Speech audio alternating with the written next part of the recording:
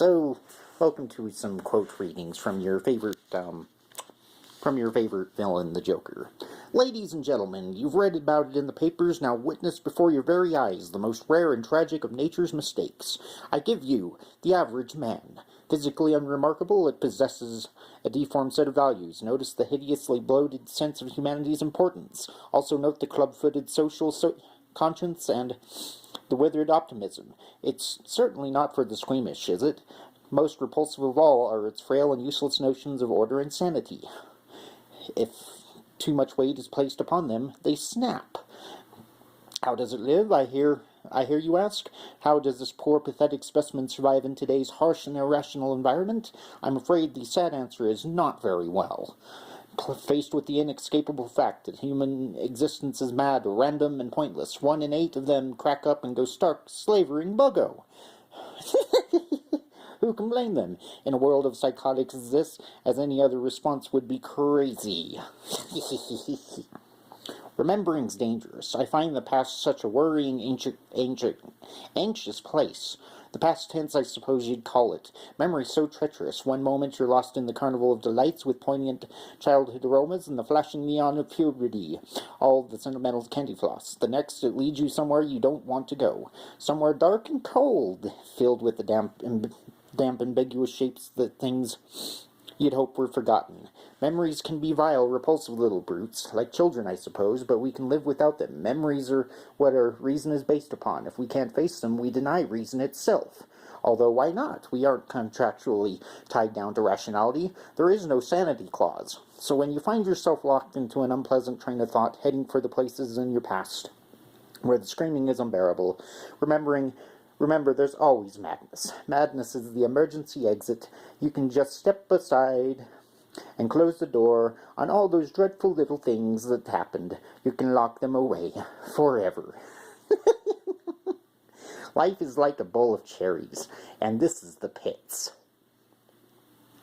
So I see you received the free ticket I sent you. I'm glad. I didn't want you to be here. I did so want you to be here. You see, it doesn't matter if you catch me and send me back to the asylum. Gordon's been driven mad. I've proven my point. I've demonstrated there's no difference between and everyone else. All it takes is one bad day to reduce the sanest man alive to lunacy. That's how far the world is from where I am.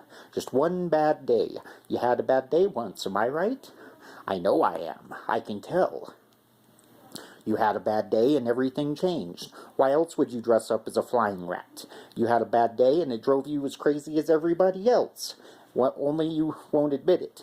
You have to keep pretending that life makes sense, that there's some point to all this struggling.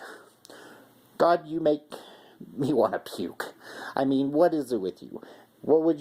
What made you what you are? Girlfriend killed by the mob, maybe? Brother carved up by some mugger? Something like that, I bet. Something like that. Something like that happened to me, you know. I'm not exactly sure what it was. Sometimes I remember it one way, sometimes another. If I'm going to have a past, I prefer it to be multiple choice. But my point is, I went crazy. When I saw that, what a black, awful joke the world was, I went crazy as a coot. I admit it. Why can't you? I mean, you're not unintelligent. You seem to be you must see the reality of the situation. Do you know how many times we've come close to a World War III over a flock of geese on a computer screen? Do you know what triggered the last World War? An argument over how many telegraph poles Germany owed its war debt creditors. Telegraph poles. It's all a joke. Anybody ever valued your struggle for. It's all a monstrous, demented gag. So why can't you see the funny side? Why aren't you laughing? You see, there's 2 guys in the lunatic asylum, and one night, they decide they don't like living in an asylum anymore. They decide they're going to escape. So, they get up on the rooftop there, they just cross this narrow gap, they see the rooftops of the town stretching away in the moonlight, stretching away to freedom. Now this first guy, he jumps right across with no problem, but his friend daren't make the leap. You see, he's afraid of falling, so then the first guy has an idea. He says, hey, I have my flashlight with me, I'll shine it across the gap between the buildings. You can walk along the beam and join me, but The second guy just shakes his head. He says, he says, what do you think? I am crazy? Crazy? You'd turn it off when I was halfway across.